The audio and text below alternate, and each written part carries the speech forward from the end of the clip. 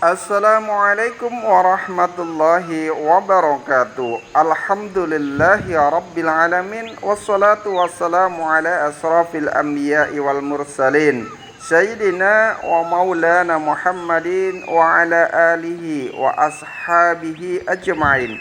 Rabbi israh li sadari wa yassir li amri wahlul 'uqdatam min lisani yafqahu qawli, amma ba'du. Para pemirsa yang dirahmati Allah Subhanahu wa taala, alhamdulillah kami panjatkan puja dan puji syukur kehadirat Allah Subhanahu wa taala karena atas limpahan rahmat-Nya lah, atas taufik dan hidayah-Nya lah, atas seluruh nikmat-nikmat yang telah diberikan hari ini.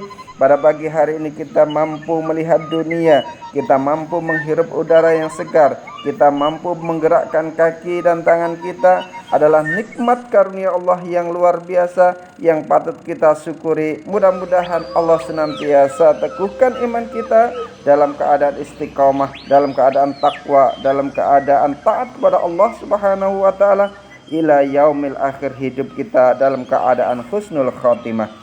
Salawat dan salam tetap terlimpahkan kepada junjungan kita Nabiullah Muhammad sallallahu alaihi wasallam, kepada keluarganya, para sahabatnya, para tabi'in, tabi'in, para ulama dan seluruh kaum muslimin yang senantiasa berada di jalan Allah dan Rasulnya, yang senantiasa mengikuti milah ajaran baginda Nabi sallallahu alaihi wasallam, yang senantiasa menegakkan dan memperjuangkan tegaknya ad-dinul Islam di muka bumi ini.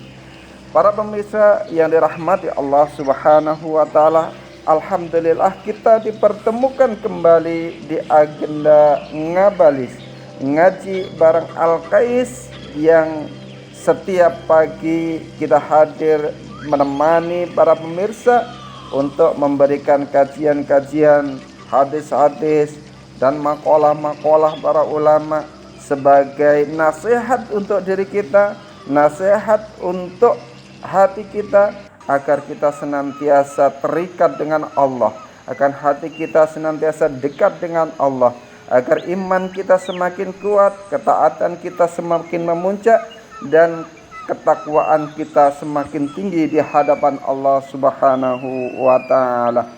Para pemirsa yang dirahmati Allah Subhanahu wa taala, mudah-mudahan apa yang telah kita kaji nanti, apa yang kita pelajari hari ini, apa yang kita laksanakan hari ini senantiasa menjadikan ladang pahala, senantiasa menjadi keberkahan, menambahkan kebaikan kita, menambahkan pahala kita, menambahkan iman kita, menambahkan ilmu kita, hingga kita akhirnya ditetapkan Allah sebagai hamba-hamba yang muttaqin, hamba-hamba yang senantiasa tunduk dan patuh pada Allah Subhanahu wa taala, hamba-hamba yang senantiasa berjuang di jalan Allah untuk tegaknya peradaban yang mulia, yaitu peradaban Islam, peradaban yang sangat luar biasa yang akan menyelamatkan manusia selamat di dunia dan juga selamat di akhirat kelak, bertemu dengan Allah di surganya. Para pemirsa yang dirahmati Allah Subhanahu wa taala, kita sampai pada maqalah yang ke-17 dalam kitab Nasaihul Ibad. Disampaikan, tuba liman kana aqluhu amiran wa hawahu asiran. Berbahagialah bagi orang yang keadaan akalnya dijadikan raja, sedangkan nafsunya dijadikan sebagai tawanan. Wa wailul liman kana hawahu amiran wa aqluhu asiran. Dan celakalah bagi orang yang keadaan nafsunya jadi rajanya, sedangkan akalnya menjadi tawanannya. Para pemirsa yang dirahmati Allah Subhanahu wa taala, dalam diri setiap manusia pasti ada kekuatan besar, yaitu kekuatan akal dan kekuatan nafsu.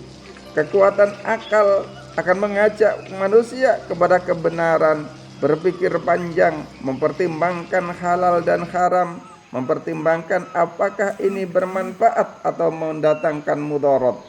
Sedangkan kekuatan hawa nafsu menjadikan mengajak mereka manusia kepada kenikmatan sesaat, malas, mengikuti syahwat, emosi, memberi kesombongan dan cinta dunia. Persoalannya bukan apakah kita memiliki nafsu, karena semua manusia pasti memilikinya. Yang menjadi persoalan adalah siapa yang menjadi raja dalam hati kita, akal ataukah nafsu itu sendiri. Jika akal yang diterangi iman menjadi raja, maka hawa nafsunya akan tunduk pada akal itu. Sebaliknya, jika hawa nafsu menjadi raja, maka akal akan selalu mencari pembenaran atas dosa-dosa yang ia kerjakan. Allah Subhanahu wa ta'ala berfirman, sesungguhnya nafsu itu selalu menyuruh kepada kejahatan, kecuali yang diberi rahmat oleh Rabbiku. Quran surat Yusuf ayat yang ke-53. Sebagai contoh dalam kehidupan sehari-hari, ketika saat azan berkumandang, orang yang akalnya menjadi raja berkata, sholat hanya 5 menit tidak akan mengurangi rezeki yang ditentukan oleh Allah Subhanahu wa ta'ala. Maka ia segera menuju masjid. Sedangkan orang yang nafsunya menjadi raja, maka dia akan berkata, nanti saja, masih capek, sebentar lagi, dan akhirnya sholat terlambat bahkan ditinggalkan. Padahal akalnya tahu sholat itu wajib. Yang menang bukan akalnya, tetapi nafsunya.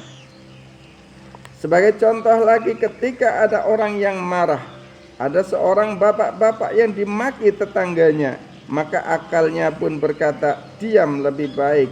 Rasulullah melarang orang marah. Nafsunya berkata, balas, jangan sampai kamu kalah dengan orang itu. Kalau mengikuti akal, maka pertengkaran pun akan selesai.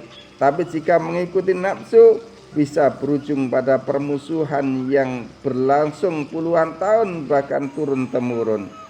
Para pemirsa yang dirahmati Allah Subhanahu wa ta'ala, contoh lagi ketika seorang anak membuka HP, niat awalnya hanya 5 menit, maka ketika nafsunya berkata, lihat video satunya lagi, tahu-tahu sudah 2 jam habis. Sholat pun tertunda, baca Quran tidak lagi dibaca, anak tidak diajak bicara. Inilah contoh kecil ketika nafsu menjadi raja. Umar bin Khattab radhiyallahu an pernah ketika suatu malam beliau berkeliling melihat keadaan rakyatnya. Beliau mendengar seorang ibu menyuruh anaknya mencampur susu dengan air agar untung lebih banyak. Anak itu berkata, kalau Umar tidak melihat wahai ibu, tapi Allah Subhanahu wa ta'ala yang melihat. Sang anak lebih memilih takut kepada Allah daripada mengikuti nafsu untuk mencari keuntungan. Kejujuran itu akhirnya menjadi sebab Allah memuliakan keluarganya, hingga dari keturunannya lahir khalifah yang sangat solih, yaitu Khalifah Umar bin Abdul Aziz. Para pemirsa yang dirahmati Allah Subhanahu wa ta'ala, para ulama tasawuf mengatakan jihad yang paling berat bukan melawan musuh di luar, tetapi melawan hawa nafsu di dalam diri. Karena musuh dari luar hanya datang sesekali, sedangkan hawa nafsu selalu bersama kita hingga akhir hayat kita. Semoga Allah senantiasa menjadikan akal yang diterangi iman menjadi pemimpin pada diri kita, sehingga hawa nafsu tunduk kepada perintah Allah Subhanahu wa ta'ala. Dengan demikian kita termasuk orang-orang yang disebut dalam maqalah ini, berbahagialah orang yang akalnya menjadi raja, sedangkan hawa nafsunya menjadi tawanan. Demikian, mudah-mudahan Allah senantiasa teguhkan iman kita, istiqamah di jalannya ila yaumil akhir hidup kita dalam keadaan husnul khatimah.